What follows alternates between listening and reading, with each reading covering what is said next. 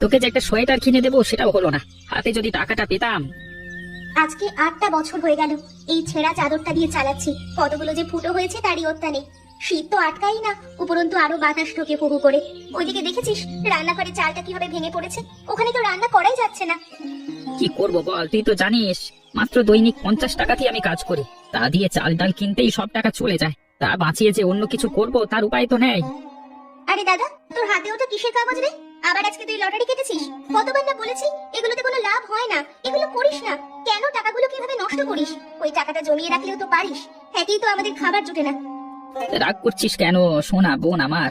মাত্র 1 টাকারই তো লটারি কেটেছি, দেখবি এ লটারি কেটেই আমরা একদিন অনেক টাকা পাবো। জেগে জেগে ওই স্বপ্নই দেখ তুই। আমার এত স্বপ্ন দেখার ইচ্ছে নেই। যেটা সত্যি হওয়ার নয় সেটা ভেবে কোনো লাভ আছে কি? এই নে টিকিটটা যত্ন করে তুলে রাখ ওই বাক্সে। 1 মাস পর লটারি রেজাল্ট দেখবি, এবারে আমরা লটারি জিতবো। কেন যে তুই এমন করিস আমি বুঝতে পারি না। দেখলাম তো টিকিটটাই। এবার তাড়াতাড়ি হাত মুখ ধুয়ে আয়। খুদের ভাত সেদ্ধ করেছি, তাড়াতাড়ি খেয়ে দে ঘুম দিবি। এই তো যাচ্ছি, খুব খিদে পেয়ে গেছে রে। আমি এক্ষুনি হাত পা ধুয়ে আসছি, তাড়াতাড়ি খাবার বের কর। ভালো কথা। সকালে কিন্তু হরেন্দা এসেছিল, বলো তুই নাকি ওর দোকানে 3 মাসের মাসকাবাড়ি দোকান বাজারে ধার রেখেছিস। যত তাড়াতাড়ি সম্ভব মিটিয়ে দিতে বলেছে, না হলে কিন্তু আর মাল দেবে না। সব মিটিয়ে দেবো, একবার লটারি জিতি দেখবি না কি করি। কি যে পাগলামি শুরু করেছিস তুই জানিস। দেরি করিস না, আমারও খিদে পাচ্ছে। তাড়াতাড়ি আয়, 2 ভাই বোন মিলে খাবো। আস্তে আস্তে কোথায় দিচ্ছি তো। সবকিছুতে এত তাড়া কেন তোমার? সামান্য ভাত আর ফুলকপির ঝোলই তো হয়েছে, এমন করছো যেন রাজভোগ হয়েছে। ওই আমার কাছে রাজভোগ, গরিবের কাছে এই খাবারই তো অসামান্য। হাটে কম দামে পেয়েছিলাম তাই 5খানা ফুলকপি একেবারে একসঙ্গে বেঁধে নিয়ে এসেছিলাম। গরম গরম ফুলকপির ঝোল দিয়ে ভাত রুটি যা খেতে লাগে না, একেবারে অপূর্ব। এর বেশি আর মুরদ আছে নাকি তোমার? ওই তো ওই শাক সবজি ঘাস পাতায় খাইয়ে যাচ্ছ, কোনোদিন একটু মাছ মাংস খাওয়ালে না। টাকা পয়সা হাতে এলে নিশ্চয়ই খাওয়াবো। তুই এখন তাড়াতাড়ি আমাকে খেতে দে, আর তস হয়েছে না আমার, গন্ধখানা খুব সুন্দর উঠেছে। খেয়ে নাও, এই তোমার ফুলকপির ঝোল আর ভাত, প্রাণ ভরে খাও। আমি বাপু এসব খাবো না। তা খাবি কেন? তুই কি আর ভালো জিনিসের স্বাদ বুঝিস নাকি? ভালো জিনিসের স্বাদ বুঝে কাজ নেই। এই নাও আর 4টি ভাত নাও, দেখি তুমি পেট ভরে খাও তো দেখি। হ্যাঁ দে আমি খাই। তবে বলে রাখছি, রাতে না খেয়ে থাকলে কিন্তু তখন মাঝরাতে উঠে রান্না করে এটা ওটা খুঁজবি না। এই তো একে তো ঘরে কিছু নেই, তার উপর জল খেয়ে শুয়ে থাকতে হবে। সে হোক, আমাকে নিয়ে তোমায় ভাবতে হবে না। তা হবে না বললে কি আর হয়? তুমি হলে আমার একমাত্র বউ। হ্যাঁ, নাও একতলা ওই ফুলকপি ঝোল আর ভাত নাও, দিকে নেই তোমার মুখে দিই, খাও। যত সব আদিক্ষেতা, দরকার নেই আমার অত ভালোবাসার। সে কি আর হয়? আমার বউটা সারা রাত না খেয়ে থাকবে, আমি আর কি করে একা একা খাই বলো? হা করো দেখি, হা করো। এই তো সোনা মেয়ের মতো। খেয়ে নিলে, খেয়ে নাও তো। বাহ, ভালোই তো হয়েছে তরকারিটা, খুব একটা খারাপ তো হয়নি। তোমাকে তো আমি ততক্ষণ থেকে সেই কথাই বলছি, তুমি কি আমার কথা শুনছো না? ঠিক আছে, কিন্তু এরপর যেন না দেখি এই ঘরে তুমি আর ফুলকপি তুলেছো, তাহলে কিন্তু তোমার একদিন কি আমার একদিন। সারা শীতকাল শুধু ফুলকপি আর শিম খাইয়েই ছাড়বে। আর কি বাজারে কোনো সবজি নেই নাকি? আচ্ছা ঠিক আছে, আর মেলা কাই করো না তো। আর একডালা ভাত নাও দেখি, হা কর নাকি তাড়াতাড়ি বেরিয়ে এসো, তোমার সঙ্গে কথা আছে। এই হরেন্দা, আরে এসো বসো। কি সৌভাগ্য আমার, সকাল সকাল তুমি আমার বাড়িতে এসেছো। মোড়া খারাপ পেতে বসো দেখি। তোমার কি মনে হয় আমি তোমার বাড়িতে বসতে এসেছি? আজকে 3 মাসের মাসকাবাড়ি টাকা আছে, দাওনি সে কথা খেয়াল কি আছে? কিন্তু এর পরের মাস থেকে 1 টাকা ধার দেবো না। গরিব মানুষ, তোমাদেরকে চিনি বলে এতদিন ধার দিয়ে এসেছি, অনেক টাকা মাফ করে দিয়েছি, এবার কিন্তু আর দেবো না। এই তুমি অমন করলে আমরা না খেতে পেয়ে মারা যাবো হরেন্দা। তুই একটু সময় দাও, আমি সময় সব টাকা মিটিয়ে দেবো। এই বছর এটা হবে না তো আমি খুব ভালো করেই জানি। এই নাও 3 মাসে কি কি ধার বাকি করেছো সব এখানে লিস্টি করা আছে। অনেক কার ছাড় দিয়ে আমি এসব করেছি। তবু তোমার কত টাকা হয়েছে দাদা? ওই সব হিসেব করলে মিলিয়ে মিটিয়ে 2500 টাকার মতো হয়েছে, ওটাই আপাতত দিও। বেশ ঠিক আছে, তবে আমাকে কিন্তু একটু সময় দিতে হবে দাদা। আপাতত মাস দেড়েক সময় দিলাম, এর মধ্যে যদি তুমি শোধ করতে না পারো। ঠিক আছে তাই হোক, তবে আমি চেষ্টা করবো তার বেশি যেন একটা দিনও না হয়। হ্যাঁ, কথাটা যেন মাথায়। তোমার আমি কি করি? এই রে, আমি তো শুধু ফুলকপি এনেছি, এবার না পুরো আগুন লাগিয়ে দেয়। বিড়বিড় করছো, নিশ্চয়ই আবার কোনো আকাম করে এসেছো। না কিছু বলছি না, তুমি বরং বাজারগুলো দেখো। আমি না পাড়ার বন্ধুদের সঙ্গে একটু আড্ডা দিয়ে আসি, অনেকদিন আড্ডা দেওয়া হয় না। একদম বেশি চালাকি করবে না বলে দিচ্ছি। আমি কিন্তু বুঝতে পারি কিছু একটা গন্ডগোল আছে। এখানেই দাঁড়িয়ে থাকবে নাকি? একটুও নড়বে না? আচ্ছা বেশ, আমি সেখানেই থাকছি, তাড়াতাড়ি বাজারটা ঘরে তোলো। দাঁড়াও নিচ্ছি। আগে তো ব্যাগটা দেখি কি এনেছো। আবার সেই শিম আর ফুলকপি, কিন্তু আজ আমি একটা হেস্তনেস্ত করেই ছাড়বই বলে দিলাম। এমন করো না সোনা বউ, আমার কথাটা শোনো। কি শুনবো বলো তো? প্রতিদিন সবজি খায় সেই একই প্রকার পোকায় কাটা ফুলকপি। ভাবতাম যদি অন্য সবজি আনতে, কোনোদিন তো একটা চুনো মাছও আনলে না। এই ফুলকপি যদি আজকে তোমার মুখে ছুঁড়ে না মারি, তবে আমার নামও স্বপ্না নয়। এভাবে সবজি নিয়ে কেউ ছড়াছড়ি করে? এবার থামো থামো, শান্ত হও তুমি একটু। আজ কিছুতেই আমি শান্ত হব না। দূর হয়ে যাও, দূর হয়ে যাও তুমি আমার চোখের সামনে। অনেকদিন যে তোমার দেখা সাক্ষাৎ নেই। কত ব্যস্ত আমি জানিস তুই? আমার কি আর তোদের মতো এত সময় আছে নাকি? জানি তো তুমি ব্যস্ত মানুষ। বাজারে নাকি কি একটা দোকান খুলেছে শুনলাম। কি একটা দোকান নয়, ওটাকে বলে বিউটি পার্লার, বুঝলি? অবশ্য তোর মতো মূর্খই বা বুঝবে কি করে। হ্যাঁ, আমরা অবশ্য মুখ্য সূক্ষ্ম মানুষ, এত কিছু কি আর জানি? শুধু আমি জানি যে ওখানে গেলে মানুষকে নাকি সুন্দর করে সাজিয়ে দেওয়া হয়। আমাকেও সাজিয়ে দেবে গো দিদি? পাগল টাগল হয়েছিস নাকি? আমি কোনো ভিখিরিকে বিনে পয়সায় সাজাই না। জানিস কত বড় বড় মানুষ আসে ওখানে সাজগোজ করতে? ও বলে নাকি বিনে পয়সায় সাজবে। না না দিদি, বিনে পয়সায় কেন সাজবো? পয়সা দিয়েই সাজবো। এত এত টাকা খরচ করে জিনিসপত্র কেন বিনা পয়সায় সাজতে পারি নাকি? ছাড় ছাড় দেখি, আগে যেতে দে। তোর সঙ্গে মিথ্যে মিথ্যে কথা বলে আমার কোনো লাভ নেই। আমাকে কত কিছু মানিয়ে গুছিয়ে নিয়ে চলতে হয় জানিস? এগুলোর পেছনে কত খরচ হয় জানিস? এমনকি বড় বড় সব লোক আমার দোকানে আসে। তোর সঙ্গে থাকতে থাকতে মুখের ভাষাটাও পাল্টে গেল। সেই সব কথা আমিও আমার দোকানে বলে ফেললাম। রাগ করছো কেন দিদি? আমি তো তোমার বোনেরই মতো, একই সঙ্গেই তো বেড়ে উঠেছি। একটুখানি গেলে আর কি বা হয়? কিছুই হয় না রে। আসলে তোর মতো ছোট লোক আমার ওখানে গেলে আমার মান সম্মান কমে যাবে। তুই আর আসবি না, বুঝলি? তুমি চিন্তা করো না, যেদিন আমার টাকা হবে, বড় লোক হব, সেদিন তোমার দোকানে যাব, তার আগে না। পুজোর আবার হয়েছে চিত হয়ে শোয়ার শখ। যা পারিস কর, আমি চললাম। তোর সঙ্গে কথা বলে সময় নষ্ট ছাড়া আর কিছুই হবে না। মানুষের টাকা পয়সা হলে মানুষ কত বদলে যায়। মিঠুদি একদিন আমার সঙ্গে কত হেসে খেলে বড় হয়েছে, আর আজকে টাকা। অরিন্দা, আজকে খবরের কাগজটা দাও তো। কেন খবরের কাগজ নিয়ে কি করবি? তুই আবার কবে থেকে খবরের কাগজ পড়া শুরু করলি?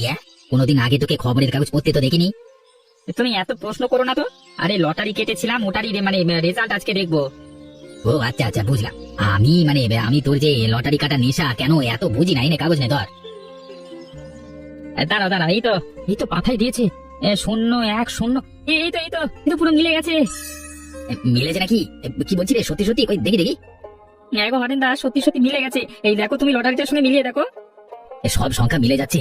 ওরে বাবা, তোর তো কপাল খুলে গেল রে। একদম 10 টাকার 10 লাখ টাকার লটারি। কি করবি রে এত টাকা নিয়ে? আগে তোমার ধার দেনা শোধ করবো হরেন্দা, বুঝলে? তুই একটা সৎ ছেলে রে, না হলে এত টাকা পাওয়ার পর কি কেউ আবার ওটুকু ধারের কথা মনে রাখে? তোর মতো ছেলে সত্যি হয় না। হঠাৎ করে এত টাকা পেয়েছিস, কোথাও শেষ করে দিস না রে। ঠিক করে বুঝে শুনে খরচ করিস কেমন? ও পরলার আশীর্বাদে যখন টাকা পেয়ে গেছি, তখন আমি একে ঠিকভাবে ব্যবহার করব। দেখো হরেন্দা, আমি চলি, বুঝলে? আগে বোনকে খবর দিতে হবে, ও তো খুব খুশি হবে। এতদিন পর সুখের মুখ দেখেছিস। যা যা তাড়াতাড়ি যা। লটারি পাওয়ার ব্যাপারে যদি কোনো দরকার হয় অবশ্যই আমাকে জানাস। আমি যতটুকু পারবো সাহায্য করব। আমি এখন আসছি, বুঝলে? মাস হয়ে গেল, কোথাও স্থায়ী ভাবে কোনো কাজ পাচ্ছি না। কি জানি কবে যে কোথাও মাথা খোঁজবার জায়গা হবে। এইদিকে বউটা যে আমার কেমন আছে, রাগ করে চলে তো এলাম।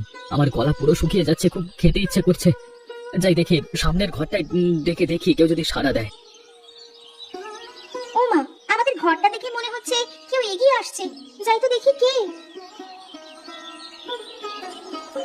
একটু জল পাওয়া যাবে গো? আমি অনেক দূর থেকে এসেছি। নিশ্চয়ই পাওয়া যাবে, কিন্তু তোমাকে তো এখানে কখনো দেখিনি। এসো এসো।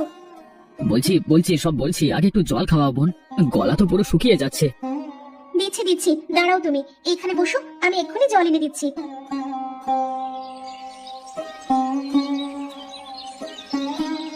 জলখানা খেয়ে যেন প্রাণ জোড়ালো। আবার সাথে সাথে বাতাসা। তোমার কাছে ঋণী হয়ে গেলাম বোন। না না দাদা, তুমি তো আমার দাদারই মতো। তাছাড়া আজ আমার খুশির দিন। আমার দাদা আজ লটারি পেয়েছে অনেক দিন পর। আমাদের দুঃখ খুঁজেছে। আজকের দিনেই না তুমি আমাদের বাড়িতে এলে। এর থেকে ভালো আর কি বা হতে পারে বলো তো? এ তো খুব ভালো খবর। তা বলো, তোমার কাছে কোনো জানাশোনা কাজ আছে? তাহলে আমি বাড়ি ছেড়ে বেরিয়ে এসেছি। কোনো কাজ না পেলে বাড়ি ফিরতে পারছি না। এর কথা তো আমি বলতে পারবো না দাদা, তবে তুমি আমার দাদাকে জিজ্ঞেস করে দেখতে পারো। দাদা জানলেও জানতে পারে। তুমি এখন আমার এখানেই থাকো। আজ থেকে তুমি এখানেই থাকবে, যতদিন না অন্য কোনো কাজ পাবে। আর একটুক্ষণ পরেই দাদা চলে আসবে। এখনকার দিনে তো আপনজন কেউ ঠাঁই দেয় না, আর তুমি একটা অচেনা ব্যক্তিকে তোমার বাড়িতে ঠাঁই দিচ্ছ। আমাকে বোন বলে ডেকেছো দাদা? অচেনা আর রইল কই? আজ থেকে তো আমরা ভাই বোন। তুমি হলে আমার দাদা। গরম গরম ভাত আর ফুলকপির ঝোল করেছি। অনেকদিন পরে রাতে খেয়ে দিয়ে বিশ্রাম নেবে। আবার সেই ফুলকপির ঝোল আর ভাত? কেন দাদা, কিছু হয়েছে নাকি? কিছু না, তাই করো কেমন? চলো ঘরের ভিতরে একটু বিশ্রাম নাও, রাতে দাদা ফিরলে তোমার সব গল্প শুনবো খেতে খেতে। তাই হবে। বললো আয় ভেতরে আয়। ওভাবে বলছিস কেন রে? কত বছর আগে তুইও তো বিয়ে করে চলে গেলি, আর আমিও কাজের জন্য এদিক ওদিক ঘুরে বেড়ালাম, দেখা হয় না। একটা কাজের জন্য এদিকে এসেছিলাম, ভাবলাম সামনেই তো তোর শ্বশুর বাড়ি, ঘুরেই যাই। ভালো করেছিস, আয়। দুপুর বেলা যখন এসেছিস তোকে যে কি খেতে দেবো, যা পোড়া কপাল আমার। আচ্ছা কি হয়েছে বলতো? জানতাম তো তোর বর গরিব, কিন্তু এইরকম ছন্ন ছাড়া দশা হলো কি করে তোর সংসারে? আর বলিস না রে বান্ধবী, একদিন রাগের মাথায় লোকটাকে কি না কি বলে ফেলেছিলাম, তাতে এসে রাগ করে বাড়ি থেকে যে বেরিয়ে গেল, এখনো ফিরলো না। ভালোই হয়েছে, আপদ বিদায় হয়েছে। এইসব কথা বলিস না বান্ধবী, যতই হোক ও তো আমার স্বামী। ও চলে যাওয়ার পর থেকে আমার যা অবস্থা হয়েছে তা আমি নিজেই বুঝেছি। বান্ধবী ওইসব ভেবে না লাভ নেই, এখন আমার মতো জীবন বেছে নে। দেখ আমি কি সুন্দর উপার্জন করছি, একা আছি, খাচ্ছি, কেউ কিছু বলতেও পারছে না। উপার্জন করা ঠিক আছে বান্ধবী, কিন্তু আমার মাথার ওপর যে বট গাছের ছায়া ছিল সেটা যে আর নেই। আমি যে কতটা অসহায় তা তোকে আমি বলে বোঝাতে পারবো না। বোঝাতে পারবো না কি রে? তুই এখনো সেই পুরনো ধ্যান ধারণা নিয়ে। তুমি কোথায় আছো গো? ফিরে এসো, আমি তোমাকে তোমার পছন্দের ফুলকপির ঝোল আর ভাতই করে খাওয়াবো। জেদ করবো না, একটিবার ফিরে। তো কিছু একটা করতে চেয়েছিলাম, লটারি পাওয়ার পর যদি সেদিন তুমি না আসতে, তাহলে এই সঠিক কুর্তিটা আমাকে কে দিত বলো তো? তোমরা যদি সেদিন আমাকে না আশ্রয় দিতে, আমি বা কোথায় থাকতাম বলো? শুধু আশ্রয় তো নয়, তোমার ব্যবসার অংশীদারিও আমাকে দিয়েছো। তোমাদের ঋণ আমি কখনো শোধ করতে পারবো না। এভাবে বলো না ভাই, আমরা তো ভাই হই তাই না? ভাইয়ের কাছে ভাইয়ের আবার কিসের ঋণ? আচ্ছা চলো চলো তাড়াতাড়ি করি, এই হারগুলো সামনের দিকে সাজিয়ে দিই। তুমি বরং চুড়ি আর যা যা গন্ধ সামগ্রী আছে সামনের দিকে সাজিয়ে দাও, দোকানে লোকজন আসা শুরু করবে এরপর। তাড়াতাড়ি করি, এই সময় খদ্দের বেশি আসে, বেশ কয়েকদিন ধরে আমি তাই দেখছি। তাই তো দেখছি, আমরা অন্য দোকানের তুলনায় কম জিনিসপত্র রাখি, কিন্তু সব জিনিসপত্র খুব সুন্দর সুন্দর রাখি, তাই তো এখানেই আসে সবাই। এই দুলাল, আমাকে একটা ভালো শ্যাম্পু দিয়ে দেখি। এগুলো মিলিয়ে মিশিয়ে সব জিনিসপত্র দিয়ে, তো বেশি দাম নিবি না কিন্তু। আমাকে কখনো এই কদিনে বেশি দাম নিতে দেখেছো দাদা? বৌদের মনের পছন্দের সব জিনিসপত্র মিলিয়ে দিচ্ছি, আর সব দাম একদম ঠিক করে নেবো। আর এই নাও তোমার শ্যাম্পু। কত হলো রে? এই তো মাত্র 300 টাকা। এই নে তোর টাকা, জমিয়ে ব্যবসা কর, বুঝলি? তোমাদের আশীর্বাদে যেটুকু হয় দাদা। আরে হবে হবে, নিশ্চয়ই হবে। এত কষ্ট করেছিস, ফল পাবি না বলছিস? হ্যাঁ নিশ্চয়ই পাবি, তোর ব্যবসা খুব ভালো চলবে। আমাকে আবার বাড়ি গিয়ে দোকানকে যেতে হবে। আবার আসবেন কিন্তু দাদা। নিশ্চয়ই নিশ্চয়ই। আমার কাছে ভাগ্য করে এসেছো ভাই তুমি, আসবার পর থেকেই এই দোকান আর এই সব কিছু একদম রমরমিয়ে চলছে। তোমরা আমার নতুন জীবন দিয়েছো, তোমাদের জন্য এটুকু করবো না তো কাদের জন্য করব? আর কিছুদিন পর কিন্তু আমি তোমাকে আর বোনকে আমার বাড়ি নিয়ে যাব। রবিবার আমরা সদল বলে তোমার বাড়ি যাচ্ছি, কেমন? কোনো আপত্তি নাই তো? একদমই না। তোর দোকানে যদি কোনো প্রোডাক্ট বিক্রি করিয়ে নিবি তো আমাকে কিন্তু ন্যায্য মূল্য দিতে হবে। হ্যাঁ আগে তো জিনিস দেখি, তারপরে তো বলছি।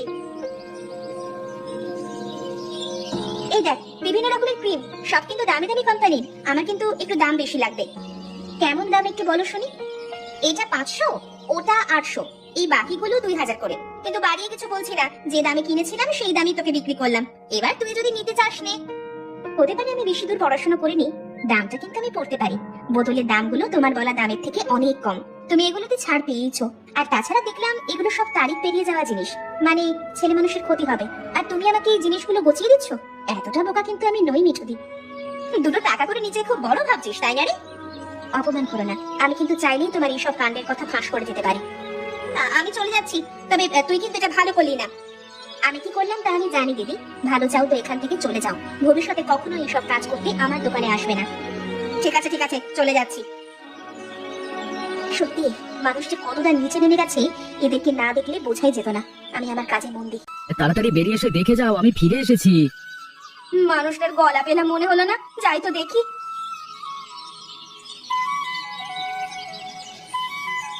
বেরিয়ে এসে দেখো কতজন এসেছে তোমার সঙ্গে দেখা করতে।